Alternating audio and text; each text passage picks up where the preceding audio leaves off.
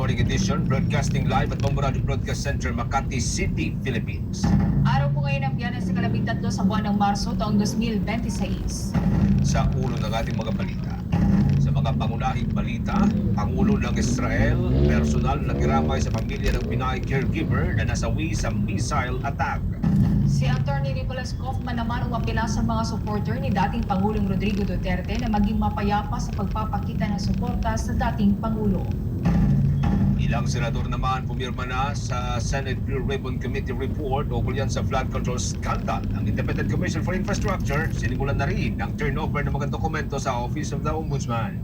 Si Pangulong Bongbong Marcos naman pinaalalahanan ng mga Pilipino sa California na maging alerto sa banta ng pag-atake ng Iran. Sa ating provincial report, abangan umamaya isang lalaki hinihinalang kinidnap mula sa isang bus terminal sa may Tagbilaran City, Bohol.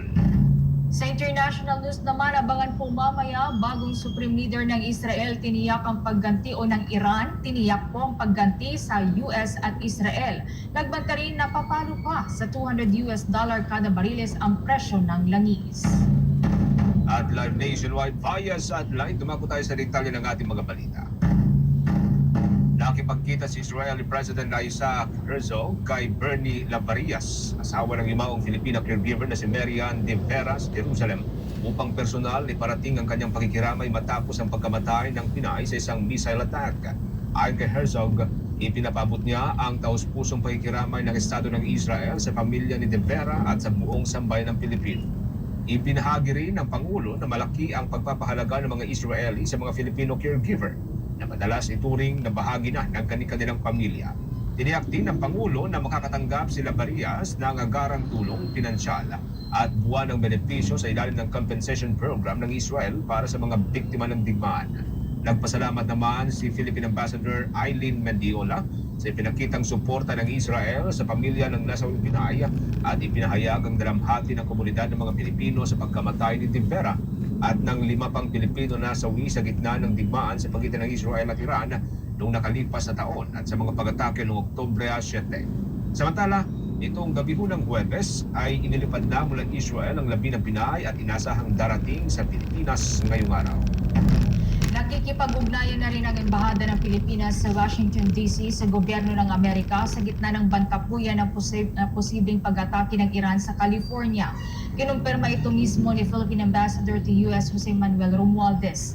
Ginawa ng Philippine Envoy ang pahayag kasunod ng ulat ng international media kung saan sinabi ng Federal Bureau of Investigation sa isang report noong Pebrero ng taong kasalukuyan na nagpaplano ang Iran na magsagawa ng surprise attack laban sa hindi tinukoy na target sa California sakaling maglunsad ng strikes ang US laban sa Iraq.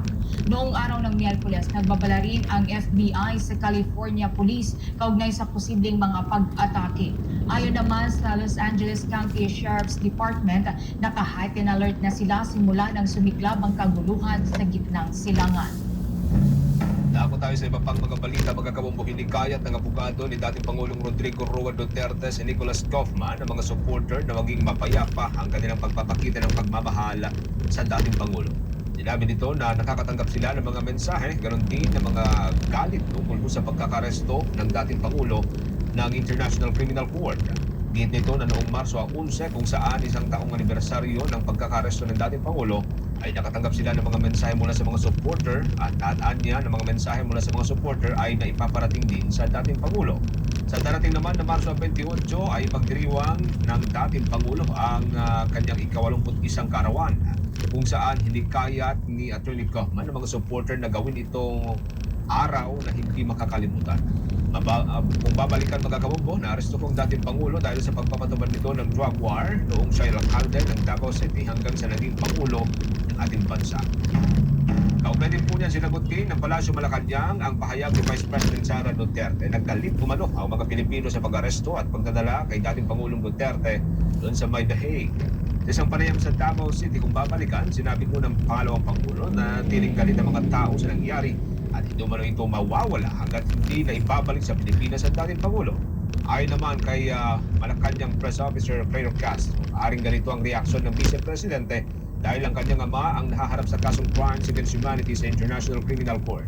Gayunpaman, Hindi rin masasabing lahat ng Pilipino ay may parehong damdamin sa isyu, lalo na't may mga sektor na patuloy na naghahangad ng hustisya para sa mga biktima ng umano'y extrajudicial killings sa war on drugs. Dagdag pa ng palasyo, ang mga kasong sinampa sa International Criminal Court laban sa dating Pangulo ay nagmula rin mismo sa mga Pilipinong naghain ng reklamo dahil sa paniniwalang hindi sila nakatanggap ng hustisya sa loob ng bansa noong panahon ng kanyang ama na si dating Pangulong Rodrigo Duterte. Nalakuha po tayo ng report, mga preposition food packs. Pwede na raw pong magamit kapag nakaranas ng sobrang pagtaas ng bilihin sa merkado at kung magkakaroon ng deklarasyon ng state of calamity. Ayon po yan sa Department of Social Welfare and Development. Kumuha pa tayo ng karagdagang detalye dyan sa pagulat ni Bongbong Bea Pinisa. Nakahanda ang Department of Social Welfare and Development na gamitin at ipamahagi ang mga nakaimbak at preposition family food packs na mayroong food and non-food items. Kung sakali mang magdeklara ng state of calamity, bunsod pa rin ang nararamdamang epekto ng ongoing armed conflict sa gitnang silangan. Sa naging pagtatanong ng Bombo Radio Philippines, kay Department of Social Welfare and Development Assistant Secretary for Resources and Logistics Management Leo Quintilla, kung posible bang magamit ang mga relief goods ng ahensya pag nakaranas ng sobrang pagtaas ng presyo sa mga basic commodities. Sinabi nito na maraming pwedeng triggers para sa pagre-release ng mga family food packs kahit walang bagyo o kapag nahaharap sa matinding krisis ang bansa. Anya, isa na dito ang pag-aanunsyo ng state of calamity na siyang pwedeng maging trigger para may pamahagi ang mga family food packs sa mga apektadong pamilya. Ngunit sa ngayon, anya, prioridad ng ahensya ang mga apektado na matataas sa presyo ng gasolina at mga produktong petrolyo, gaya ng mga jeepney at bus drivers at iba pa kung saan binigyang diin ni Quintilla ang pagbubukas ng mga programa para sa kanila sa mga susunod na linggo. There are triggers in the use of family food boxes, especially the declaration of state of calamity. So isang trigger yun. So pag nagkaroon ng ganon, then pwede tayo mag-release ng mga boxes natin, ready-to-eat food sa mga affected population. But for now, consider natin yung mga most affected vulnerable groups, especially yung ating drivers, yung ating mga bus drivers, jeepney drivers. And I think the Secretary is also informed that magsastart tayo ng program na mag-engage yung aid to individual in crisis situation that will happen next week.